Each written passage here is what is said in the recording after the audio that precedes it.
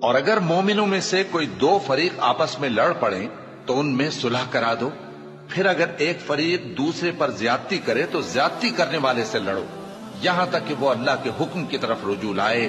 پس جب وہ رجوع لائے تو دونوں فریق میں عدل کے ساتھ صلح کرا دو اور انصاف سے کام لو کہ اللہ انصاف کرنے والوں کو پسند فرماتا ہے۔ مومن تو آپس میں بھائی بھائی ہیں، تو اپنے دو بھائیوں میں صلح کرا دیا کرو اور اللہ سے ڈرتے رہو تاکہ تم پر رحمت کی جائے۔ مومنوں، مرد مردوں سے تمسخر نہ کریں۔